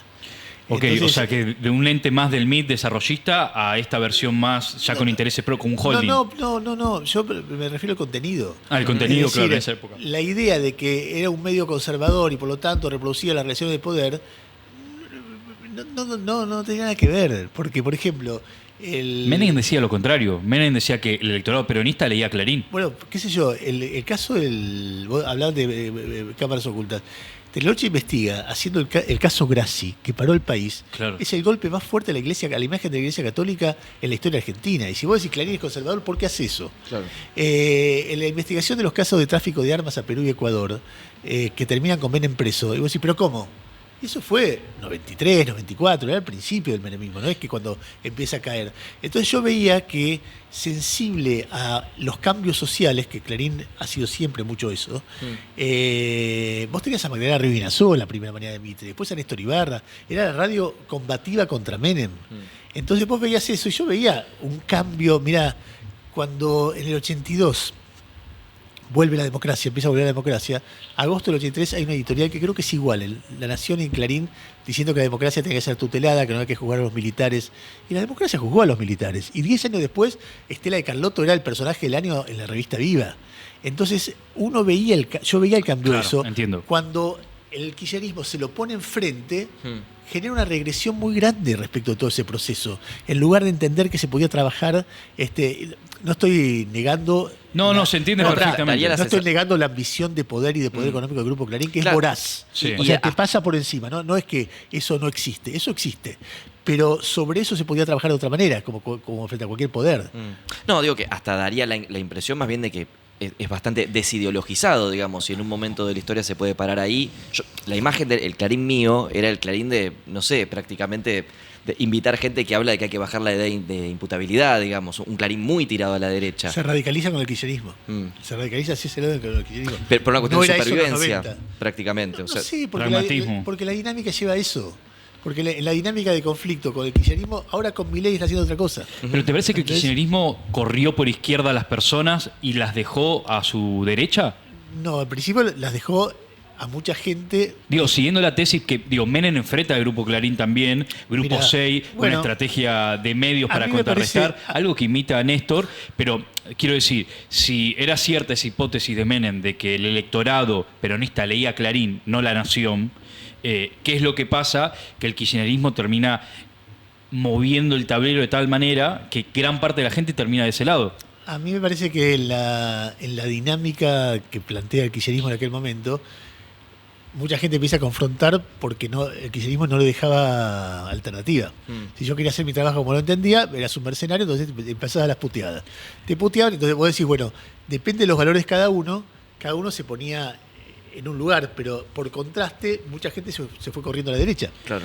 Te quiero mostrar imágenes para también entender esa época. Claro, una guerra abierta, total. Empleado del mes, Clarín. ¿Es eso vos? Sí. Sí. Ah, ok. Nelson Castro. ¿Quién es? Ah, Está Lanata, está perdón, Bonelli. Silvestre. Gustavo Silvestre, que trabajaba, claro, porque... A la derecha lo vemos a Silvestre. Porque Gustavo Silvestre era una de las caras más populares de TN. De TN, Claro. tremendo. A dos voces, ¿Cómo se mueve que ahora todo? se hace Alfano, eran Silvestre y Bonelli. ¿Qué más? Veamos las siguientes imágenes. ¿Se puede ser periodista independiente y servir a los dueños de un multimedio que está acusado de apropiación de hijo desaparecido? Siguiente. Pero espera, fíjate qué nombres. A ver, ¿quiénes están? Y ahí abajo está María Marcelo. Laura Santillán, Marcelo Bonelli, Van der Koy, Rosarino, Van der Koy, Nelson Castro. Kirchhoff, Nelson Castro, Morales Solá, ahí Loto. Gustavo Silvestre, Es Loto. ¿Por qué están en rojo algún? No, simplemente por No, diseño gráfico. claro, sí. Y yo estoy pensé ahí, que estoy al lado de Marcelo, claro. al lado de Daniel Marcelo. Santoro, Gustavo No, Silvestre. yo los quería cagar a trompar, yo vi esto, pero hijo de puta. Pero te quiero hacer esta pregunta, pero te la quiero hacer así. ¿Cuánto te dolió ver esto? Mucho, ¿Te dolió mucho? muchísimo, claro que sí. Muchísimo y... ¿Pero por qué? ¿Qué sentías? Que era una injusticia, flaco, discutir lo que yo digo. Discutir lo que yo digo, discutir la información que yo doy. ¿Cómo me vas a decir por la información que yo doy que soy cómplice de la apropiación de niños? Claro. Tema que además no Qué se locura. probó. Ujú. Y yo, De Clarín, quiero Claro, decir. Claro, de aquel- Ernestina. claro, no se probó, dio Sí, negativo. es muy raro, pero el ADN no dio, mira, no linkeó con ninguno. No, bueno, Por eso también- que la época era un poco así. no me quiero meter con el Ok. tema, Sí, pero no sé si- tal vez no sea tan raro. Eso Tal vez es no lo sea que- tan raro. eso mismo. Eh, Tal vez no vale la pena sentarnos a discutir esto, pero ¿cuántos casos irregulares de adopción existen hoy día también? Sí, No no, necesariamente no. tiene que ser Pero una digo, cuestión todas ligada a la estas cosas dictadura. vistas desde hoy, que ya es, de nuevo, arqueología, porque yo también, en aquel momento, ante el desafío que plantea el kirchnerismo, yo podía haber pensado y haberme enojado menos. Era más joven, fue muy sorpresivo lo que pasó, y entonces era lo que vos veías en TN que odiabas, y sí, yo odiaba. Yo tenía una bronca bárbara. Cambia con el tiempo, porque yo en un momento ya la discusión kirchnerismo-antikirchnerismo me aburre. Cuando Massa le gana a Cristina, yo dije, bueno, yo tenía una preocupación de que esto sea un poder autocrático, esto no lo va a ser, es un partido político más. Y entonces empiezo a mirar otras cosas. Cuando empezás a mirar otras cosas, cambia el mundo. Porque el tipo que no te ve tan enojado como él con el kirchnerismo, ya te ve como un traidor. Como ven a Claro. ¿entendés? Entonces inmediatamente los macristas te empiezan a decir traidor, Corea del Centro, etcétera, ya te enojas con otros y ya empiezas a ver la brutalidad antiquillerista. Y que, bueno, yo me acuerdo cuando detienen una cosa que nadie entendía, cuando lo detienen a Debido, que es sin condena, 2 días después del triunfo de Macri en las elecciones de 2017, a mí me invitan a Intratables, y yo digo, esto que estamos viendo, todo el mundo festejaba, es una barbaridad, el tipo no está condenado. Mirá. ¿Que hay un nuevo método para detener gente? Además, ¿cómo es que las causas avanzan contra el kirchnerismo y no contra macristas? ¿Y cómo es que no avanza la causa contra empresarios? En Brasil, con el caso Odebrecht, avanzaba contra todos. Acá solo contra kirchneristas, y empecé a plantear, no puede haber gente detenida sin condena. Como un liberal, porque ya veía Claro. la ofensiva en sentido contrario. Y yo me acuerdo de algunas discusiones con colegas que todavía hoy son muy antikirchneristas, que yo decía, yo pensé que nosotros peleábamos para que no hubiera discurso único, no para que un discurso único reemplazara el otro. Y el discurso único antiperonista terminó reemplazando al intento de discurso único kirchnerista. Y entonces ya hay un momento que el discurso único o el intento de discurso único kirchnerista me queda lejos y ya me parece que esto termina con un nivel de obscenidad. Es decir, la vuelta atrás o la revancha de lo que pasó en esos años termina con un nivel de obscenidad que hoy es el principal tema. Lo que estamos discutiendo de aquellos años, estamos reconstruyendo historia, pero es historia, ¿entendés? Lo En entiendo. todo caso puede servir como una advertencia, pero es historia. Eso me interesa. Hay un momento icónico. Ni hace falta que te pongas los auriculares porque vamos a retomar a la nata, cómo también los jugadores se mueven, o cómo se mueve el piso. Esta famosa entrevista, escuchémosla, que la escuchen, pongámosla, que la escuchen justamente los Entonces, que no... ¿de qué lado te pones? Y es paradójico, pero ¿sabes qué? Me voy a poner del lado del más débil, porque me puse del lado del más débil siempre. Y el más débil ahora es a lo mejor el que parecía más fuerte. Es Clarín. Sí, sí. Un diario que a mí ni me menciona cuando saco programa. Eso estaba pensando. Eso que el gordo odiaba a Clarín antes de ese momento. Y bueno, ¿qué habrá pasado? ¿Qué pensás? Y pienso que lo empezaron a comparar con Basera. Mira, cuando yo trabajaba, hacía mucho tiempo que no lo veía a Jorge. Eso fue después el 2002 nos peleamos, el 2010 volvimos a hablar, y eso habría sido por esa época. Y en ese contexto yo ya veía algunas cosas con las que no estaba de acuerdo. Yo siempre fui un liberal y la ley de medios no me gustaba. ¿Ahora sos menos liberal? No, ¿Y sos más peronista? No, te escuché decir hace un ratito que eras muy liberal en otro momento. No, muy liberal en lo político. En lo económico nunca fui, digamos, yo soy Algo de comunista te tiene que quedar, loco. No, muy poco, Nada. Pero vos no militaste en el comunismo. Tus viejos, no, yo siempre fui alfonsinista, claro. Fui muy moderado en eso, pero hay cosas que cuando ves la brutalidad del otro lado te ponen. Claro. Entonces vos decís, por ejemplo, el otro día me sorprendí a mí mismo diciendo al aire algo que no había pensado, porque Milei dice, son comunistas, quieren la reforma agraria por el kirchnerismo. Y yo digo, voy a decir 2 o 3 cosas, y me sorprende lo que digo, no son comunistas, claro, no quieren la reforma agraria, y tal vez no querer la reforma agraria de este país sea un defecto, digo. Porque creo que en una sociedad capitalista no hay ninguna razón para dejar de ser capitalista si vos de alguna manera regulás que alguien tenga un lugar donde poder dormir o morirse y le quite un cachito de tierra, ese cachito de tierra a alguien que tiene latifundios. La distribución de la tierra en la Argentina es una gran injusticia. Entonces me digo esto y parece que no soy liberal, que soy de izquierda, pero no es un planteo de izquierda, es un planteo de alguien que quiere un capitalismo integrado, eficiente, razonable. Sí. Lo que pasa es que todo se ha ido tan a la derecha que cualquier planteo razonable, ¿entendés? Se vuelve, este es comunista.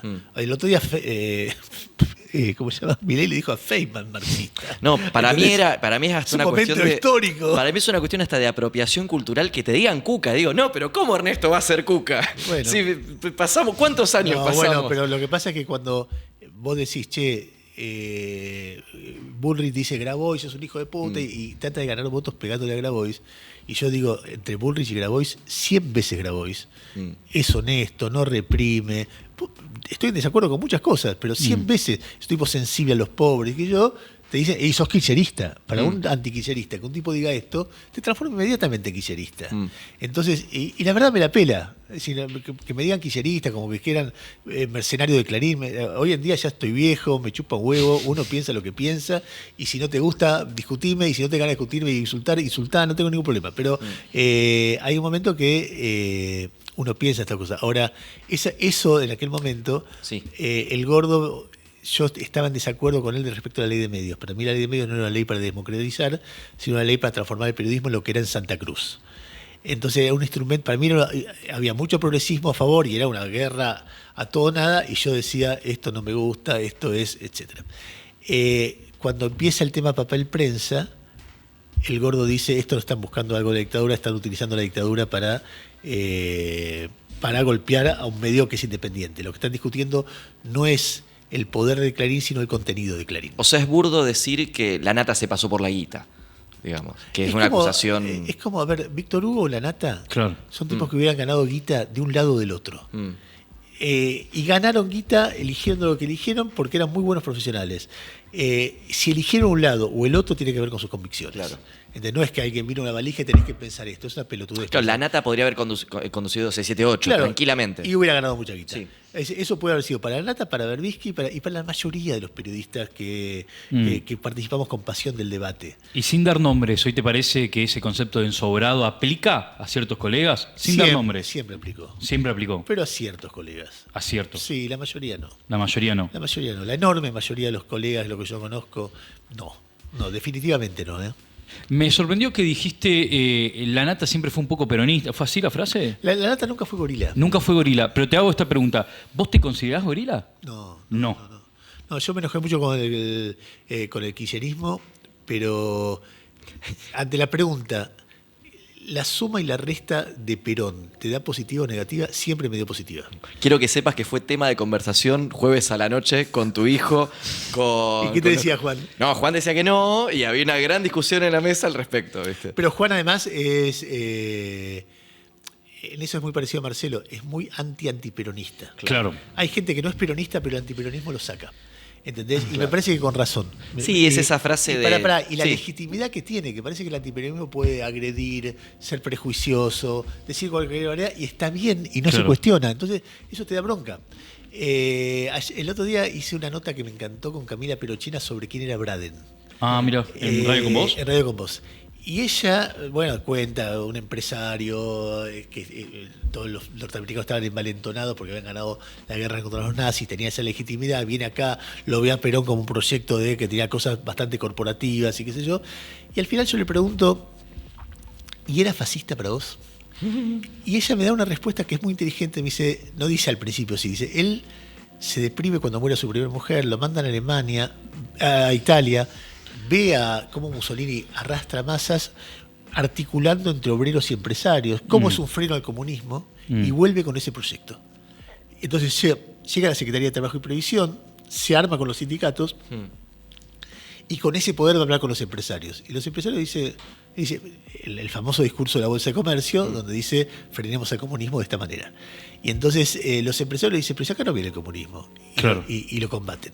No nos gusta lo de los sindicatos. Y entonces ahí pasa de ser un tipo muy influenciado por la idea fascista a ser un obrerista.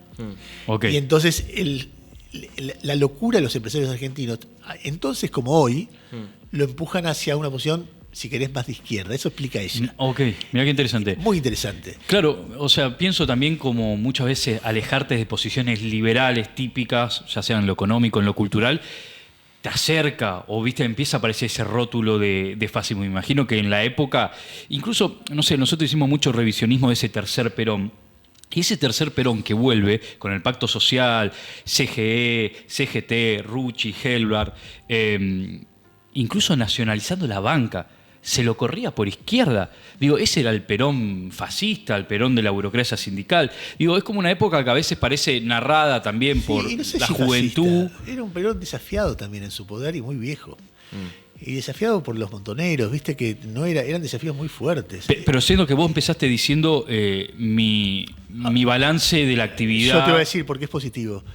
Hay un texto del papá de María, de Guillermo O'Donnell, que se llama Usted sabe quién soy yo y a mí qué mierda me importa, que describe la diferencia entre América Latina y Argentina, donde en la mayoría de los países el blanco con poder dice, ¿usted sabe quién soy yo?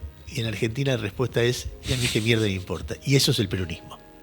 Esa idea de que vos estás, no sé, viene el pibe de Rappi y te pones a hablar de fútbol, y que vos maltratás a un tipo que está limpiando el parabrisas y el tipo se te planta. Bueno, esa autoimagen de los sectores más populares, de que yo tengo derecho a hablar y soy igual que vos, para mí en eso el peronismo tuvo una influencia muy fuerte, y entonces es un legado impresionante para un país.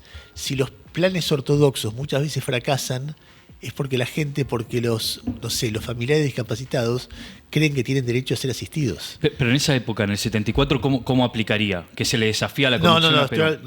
Yo estoy hablando de una cosa más esencial. Perfecto. En la mirada general, porque cuando vos decís Perón me da positivo, le tenés que perdonar muchísimas cosas que son muy graves. Claro, pero digo, en esa época el loco ganó con el 63% de los votos, digo, tenía una legitimidad tal que en ese pacto social logra conducir o trazar una línea, y a ese Perón se le discute la conducción. Ahora bien, no pasa lo mismo con Cristina. Incluso con un abstencionismo del 50%, incluso con un gobierno como el de Alberto, que fue un gobierno fracasado. Entonces, ¿es un movimiento de persona obediente o de hombre o mujeres libre el peronismo? ¿Vive en la gente el peronismo? Bueno, a mí me parece que uno de los grandes problemas del kirchnerismo fue que lo transformó en un movimiento de obedientes. ¿Cristina te da negativo? ¿El saldo de la historia? No sería tan categórico. No sería, ok. Pero creo que desperdició una oportunidad espectacular. Tanto en la comparo con Lula y me da muy pobre el balance. ¿Entendés? Entiendo. Entonces vos comparás con un tipo que con una mirada similar dice, bueno, ¿cómo hacemos? Porque un político es el arte de lo posible, el arte de la negociación. El tipo te suma a un tipo de centro derecha como candidato a vicepresidente. Cuando lo persigue la justicia no dice la justicia, dice Moro. Y por eso Bolsonaro hoy está en cana. Y el tipo que lo mete en cana es un tipo de derecha, que es, ¿entendés? Es decir, el tipo tiene una mirada de la sociedad que es totalmente abierta y va sumando.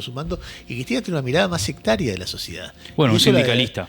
Claro, Se bueno, acerca eso. más al peronismo, si se quiere, en su composición. Y después, lo otro que, nada, la manera en que subestimó el problema de la restricción externa, con un país que había recibido muchísimos dólares, y cómo eso terminó en una crisis inflacionaria, crisis de reservas, etcétera, etcétera, y habla mucho de sus límites. A ver, de la década del 90, cuando estallan todas las crisis en el sudeste asiático, Brasil, en Rusia y también en la Argentina, la mayoría de los países dicen, para no volver al fondo tenemos que juntar reservas. Claro, no la Bueno, hoy tenemos ese problema, y Cristina le dice a Milei, no juntás reservas.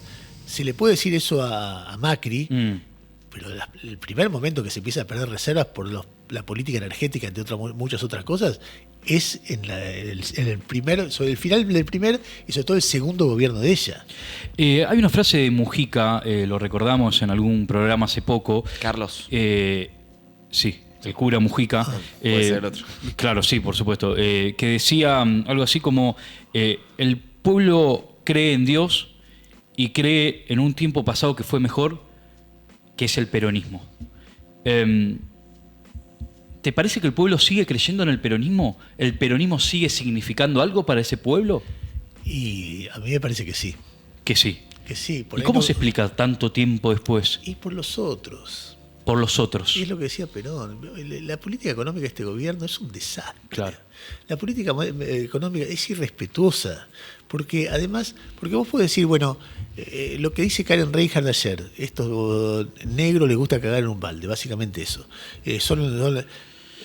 A ver, vos mirás la obra pública gobierno por gobierno y vos tenés en cualquier cosa, en cualquier área, tenés el peronismo que te hace 40, el macrismo que te hace 20 y Milei que te hace 0.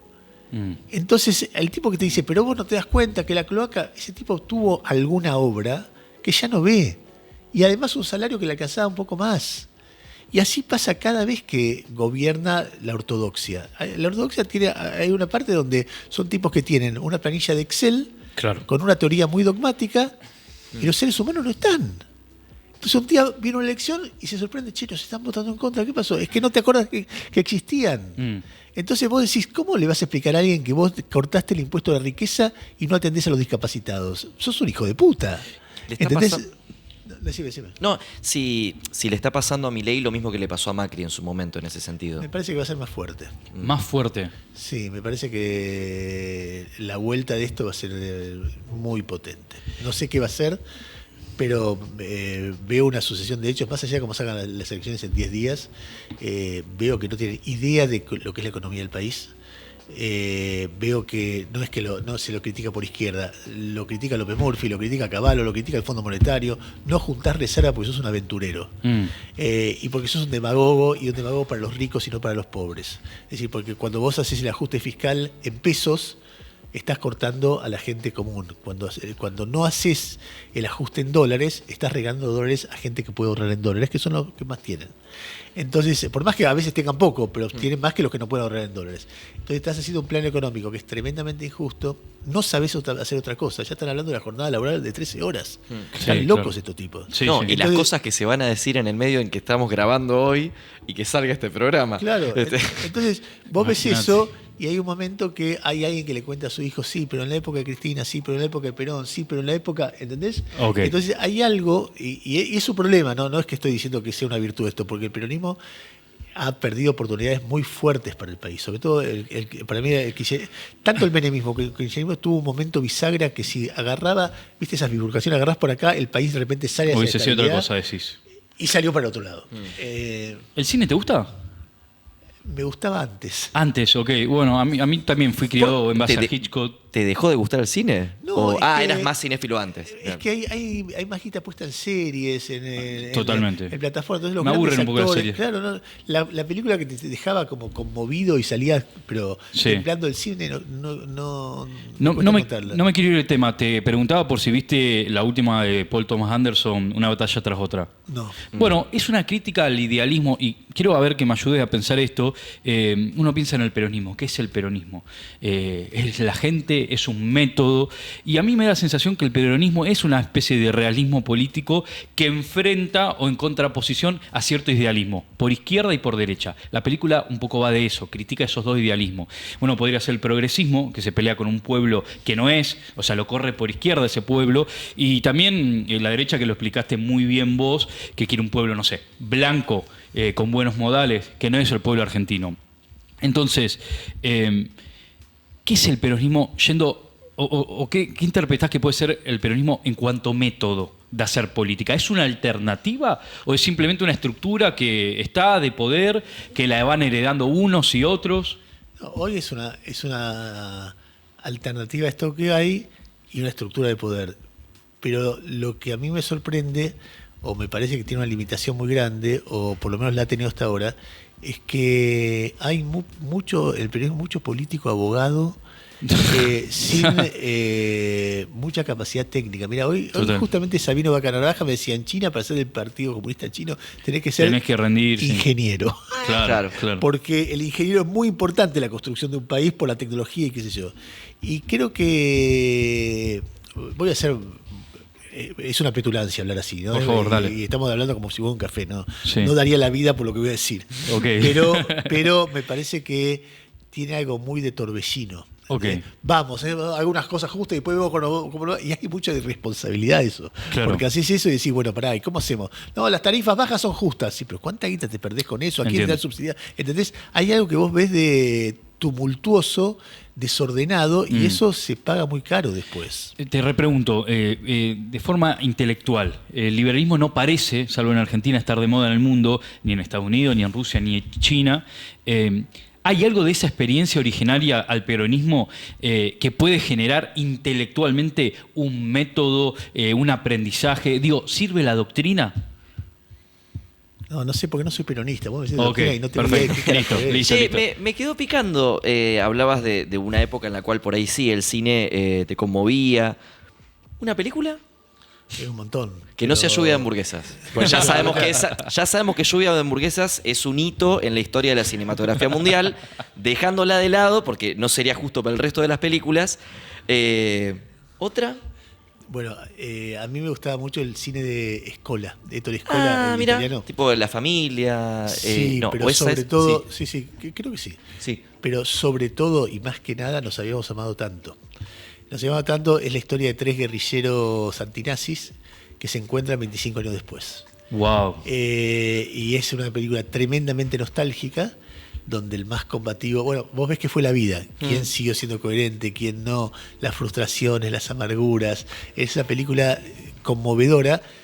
Tal vez si la ves ahora te resulta un poco lenta. Es una película sobre lo que no fue, como gran parte del cine italiano de aquel momento. ¿Viste Amici Miei? Amigos son? míos. No. Son 4 que son amigos que hacen tonterías. Sí, pero no la vi, pero esa me encantó. Después, del cine argentino podría decir muchas, pero una que a mí me conmovió mucho es Tiempo de Revancha. Claro, sí. Tiempo de Revancha de Aristarán, que fue la primera película contestataria que yo vi en la época de la dictadura. Y es un peliculón. Que él es una especie de, no sabes si sindicalista, Te montonero. cuento. ¿viste? No. Los protagonistas son Federico Lupi, No la conozco, la vi. Sí. Ulises Sí. Dumont y Julio de Gracia. Sí. Federico Lupi es un sindicalista peronista que se borra su historia, para su historia de laburante, su currículum, y una agencia le arma uno y va a laburar a una mina. Claro, porque él sabe poner bombas. Y en la mina se encuentra, no, me parece que no, no es por eso, o no me acuerdo. por lo Sí, menos. sí, la vi hace poquito, por eso. Bueno, sí. y se encuentra con Ulises Dumont, que le propone, le dice, mira, tengo un plan. Estos tipos, me voy a poner abajo de una piedra, y cuando hagan estallar la montaña, yo me quedo bajo la tierra me tapa, vos sabés dónde yo estoy, ayudás a que me busquen, y cuando salgo estoy mudo. Y les hago juicio por eso. ¿Vos la viste? No lo vi. Está buena. Y le muestra en la oscuridad de un acampamento minero, le muestra, mira, y se aplasta un cigarrillo Sí. prendido y no grita. Mirá, cuestión es que explota, vos te das cuenta que va a explotar la bomba, Sí. y Ulises Dumont se caga en las patas sobre el final. Y Lupi lo ve, y Ulises Dumont sale de abajo de la piedra, Lupi le da miedo que se muera su amigo, lo mete, trepa, lo mete, Ulises Dumont sale igual, lo mata a la avalancha, y Lupi cuando sale está mudo. Y le hace juicio a la empresa. Dumont le había dicho, no van a querer juicio porque esta mina se usa para la varguita. No van a querer investigar, te van a indemnizar. Claro. Y el tipo va a buscar a Julio de Gracia, que es el abogado, y van a ver al dueño del holding. Y el tipo le empieza a subir $100.000, $200.000, $300.000. El tipo, Lupi tenía un aparatito con el que hablaba, y le decía, no. Y Julio de Gracia decía, ¿estás loco, boludo? $300.000. Y el mundo decía, no, $400.000. Hable con su cliente, pelotudo, que no quiere $1.000.000. Y le pone, no, estoy en venta. Bueno, y lo que pasa de ahí en más es genial. Y después muchas películas. Mira, a mí me gustan mucho las películas de amor. Mirá. Woody Allen. ¿Qué cuál? Woody Allen. Sí, también. Pero mira, hay una película muy linda, hace poco, muy poca gente la vio, que se llama Nuestras almas de noche. Está actuada por dos actorazos que son Jane Fonda y Robert Redford. Sos parecido. ¿A quién? ¿A Jane Fonda? No. ¿A Robert Redford? Sí, ¿no te lo han mucho, dicho? No mucho. Bueno, cuestión es que... A Hugh Grant. perdón, Eso sí me lo estoy han confundiendo, dicho. sí, a Hugh Pero Grant. también me da vergüenza. Pero bueno, está solo un viejito en una casa, que es Robert Redford, y se ve, así empieza. Y en la puerta se ve una mujer que duda de tocar el timbre. Y luego toca el timbre. Robert Redford va a abrir. ¿Puedo pasar? Le dice ella. Sí, por supuesto. Y se sienta en un livingcito que está la tele prendida. Y Jane Fonda le señala como diciendo, ¿no podés apagar? Y él, sí, apaga. Entonces le dice, mira, nosotros dos estamos solos. Y a mí me cuesta mucho dormirme. Y vos me conocés, soy una buena mina, vos también. ¿Te jodería que durmamos juntos para charlar, así me puedo dormir? Creo que me va a ser más fácil. El tipo la mira y le dice, no, sexo no, pues yo sexo hace mucho que no, es solamente charlar un rato hasta que me duerma. Entonces Robert Redford la mira duro y dice, ¿lo puedo pensar unos días? Sí, por supuesto. Y ella se va, y ahí empieza. Mirá. Y después empieza una historia, que no te voy a Claro. contar nada, pero esa primera escena es tan increíble y la historia es divina. ¿Cómo se llama? Nuestras almas de noche, o Nuestras Our almas de- Souls at Night. Creo Sos un hombre sensible. Sí, totalmente. Sos un hombre sensible. Nombre del Sí. cine de amor, del cine ¿De qué barrio sos? No, de La Plata. Ah, vos sos de La Plata, por Sí. eso sos pincha. Soy pincha, ¿Pero claro. tus hijos son de Boca? Mis viejos son de Boca, mi viejo era de Boca. No, tu hijo dije. Sí, te voy a decir, mi viejo era de Boca. Ah, ok. Y cuando Estudiantes era campeón del mundo en el 68, cuenta que yo le pedí permiso. Y íbamos siempre a ver Boca Estudiantes. Ok. Y él estaba en La Plata. Entonces cuando nace mi hijo mayor, yo estoy en Buenos Aires, y medio que me daba pena, que mis amigos estudiantes me quieren matar, me daba pena que fuera estudiante. Claro. Y acá, pero, y hay un proceso, ¿ustedes son de Boca? ¿De qué son? ¿De No, Buenos Aires? ni uno, No, yo ni sí de Central. Acá en Rosario no existes. Claro, en La Plata tampoco mucho. Claro. No, y ahí en Buenos Aires, y hubo, pero claro, mi hijo era muy chiquito y me veía que gritar los goles estudiantes. Y le daba ganas de ser estudiante. Entonces hicimos un acuerdo que era, los dos éramos de los dos, salvo 2 partidos al año. Pero en el 2006, Estudiantes y Boca compiten por el campeonato y ahí se pudrió. Y él quedó del lado de Boca y yo de Estudiantes. Qué linda charla, Ernesto. Bueno, me alegra. Te quiero hacer una pregunta final, una pregunta que hace mucho no hacemos. Tal vez la foto de Sloto viene a colación, esa que subiste vos, y también viene a colación de este último tema, el amor. ¿Qué onda con Dios? Poca onda. ¿Poca onda? Sí. ¿Siempre? Y fui educado, salvo cuando estuve muy enfermo a los 10 años, que tenía en un hospital que había una cruz y le rezaba en todos los idiomas. Ah, de onda, digamos. Sí, ¿no? Sí. cuando algún amigo está enfermo o alguna persona que quiero mucho, miro un poquito arriba. ¿Sí? Pero es un oportunismo eso. Ok. Es un momento de debilidad. Sí, envidio a los que creen en Dios. Me gustaría que si existe fuera no el Dios que yo siempre vi, que era un Dios bastante perseguidor. sino un Dios tierno, cálido. Pero que el Dios del Antiguo Testamento, ¿te referís? No, el Dios que no acepta el divorcio, odia a los homosexuales. Ok. El Dios más medieval. ¿Y Francisco no te...? Sí. ¿Sí? Francisco me empezó a pensar mucho. Mirá. Pero no respecto de Dios, sino de su capacidad de pensar. ¿Y nunca lo necesitaste? ¿Nunca miraste para arriba? No, ¿Nunca, bueno, sí. Y a esos los 10 momentos? estaba ahí. Sí, eso sí, pero por eso digo, pero es hipócrita. Pero Porque una forma típica de creer es estar enojado con Dios también. a mí, no, pero no es enojado, es que la imagen de Dios que yo tuve siempre, hablando de una película, hay una película española que se llama Arriba Azaña. Azaña fue el presidente de la República Española y está en un colegio de curas en la época de Franco. Claro. Y la primera escena es la cara de un nenito y se escucha una voz en off, se ve que es un aula de un cura, que es un profesor, que dice: imagínense una pelota de acero del tamaño de la Tierra. Imagínense que cada 1.000.000 de años un pajarito se posa y ese es el único motivo, es el único hecho que erosiona a esa pelota de acero. Y la cara del nenito escuchando, ¿no? Cada 1.000.000 de años un pajarito se posa unos segundos, se va y eso imagínense cuántos millones de años dura esa pelota de acero hasta desaparecer. Bueno, eso es el comienzo de la eternidad y si se portan mal van a estar en el infierno todo ese tiempo. Bueno, ese Dios a mí me espanta. Claro. ¿Entendés? Claro. Ahora, cuando yo lo veía, por ejemplo, no sé si vieron el documental de Francisco con los jóvenes. Hay un documental que hace... Sí, que él habla, de Netflix. De Netflix, sí, lo hace un periodista catalán que es genial. Que Jordi Évole. Jordi Évole. Él lo organiza. ¿Lo no está conocés, ahí. che? Lo conozco, sí. Mirá vos. Sí, periodistas. En algún momento estaba muy fascinado con él. Búscalo, porque te va una nota. No Sí, tengo duda. lo... Y él y ahí una de las personas que habla ahí es una ex monja que dice: fue terrible cómo me persiguieron, la opresión que sentí, alguien que estudia para monja. Y Francisco la mira y le dice: vos estás haciendo el camino y estás acompañada, aunque no lo notes, estás acompañada por Dios. Esa comprensión del disidente a mí me conmovió. Claro. ¿Entendés? En lugar de... tal vez porque mi viejo había sido estalinista y había sido perseguido por eso y me inoculó, y creo que las estructuras estalinistas a mí me rechazan mucho. Y cuando lo vi a él como jefe de esa estructura y planteando: vos sos distinta y la que realmente sigue camino de Dios sos vos, porque sos libre y porque sos sensible, espectacular. ¿Entendés? Pero me conmovía más el personaje que la creencia en Dios, ¿no? ¿Qué ética extraña, ¿no? La del catolicismo, el cristianismo, amar a su enemigo, orar por ello, bendecir a quienes los maldicen, hacerle el bien. Es lo contrario a la venganza. Sí, pero muchas veces no la ha aplicado. Ok, pero digo, esos son los hombres. Bueno, sí, no sé. Pero en el fondo, te quiero evangelizar en vivo. Sería un gran momento, Es muy típico igual, viste, esto de, no sé, la cultura judía, se puede decir así, de no creer en Dios, digo, de vivirlo más como una cultura, como una comunidad. No, algunos. Algunos. Los que vos más conocés. Claro, los de izquierda, Pero justamente. no sé si de izquierda, pero los más integrados a la sociedad.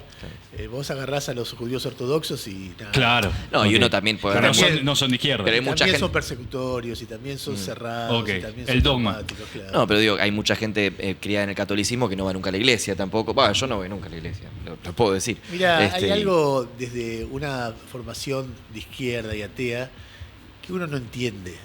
Y cuando vos de repente te acercás sin prejuicios, entendés que es un universo que es mucho más grande que el prejuicio que uno tiene. Eso pasa con la iglesia y con todo. ¿Entendés? Todo es mucho más grande que el prejuicio que uno tiene sobre las cosas. Y por ahí parte de nuestro laburo tiene que ver con acercarse a eso con la menor cantidad de prejuicio posible y entender. Y poder contar eso que entendiste y que no entendías hasta el momento. Pero eso pasa con con el peronismo, con la derecha, con el catolicismo, con todo. Pero bueno. Estimado, esto ha sido todo por hoy. Saluda a vos y yo te agradezco. Gracias por venir a Rosario, a Cabaret Voltaire. Y no sé, nos cruzamos Para en mí, contragolpe en algún ¿viste? lado. No nos totalmente. peleamos. No, para mí es una alegría y hay algo que uno ve que es la pasión. Es decir, hay algo que en cualquier laburo, A mí me gusta mucho la pasión periodística, creo que se nota que la tengo y uno ve cuando yo los veo a ustedes discutir en Cabaret Voltaire y buscarle qué tal libro, qué tal otro, qué tal vuelta, qué catolicismo, qué el peronismo, qué el kirchnerismo, qué sé yo, y cómo le encontramos la vuelta, y cómo hacerlo, a mí me incluye eso, me forma parte del debate de mi vida. Y veo mucha gente joven que está haciendo eso. Para mí el laburo de Rebord, el laburo de Pedro Rosenblatt, el laburo de tanta gente, ¿viste? Es muy desafiante, muy interesante. Una generación, ¿no? Una nueva generación, sí. ¿Ya nos cabe el rótulo de periodistas? Sí, claro que sí. No, ya estaba mucho. Pero yo no sé quién para darlo, ¿eh? No. Tampoco lo confundamos. Si Ernesto Tenenbaum no puede decir quién es periodista y quién no es periodista, ¿quién puede? Entonces? Eso es una referencia a mi edad, ¿no? ¿Qué tendrá para decir Ernesto Tenenbaum? Ha sido respondido en Cabaret Voltaire. El largo piripipí del... No sé qué día va a salir esto, a la noche que hubo en Cabaret Voltaire. Muchas gracias a la gente que está del otro lado. Muchas gracias, Vicky, como siempre. Chapi, como siempre. Tomás, y muchas gracias, Ernesto. Viejo enemigo, actual colega. Nos vemos la semana que viene los que están del otro lado.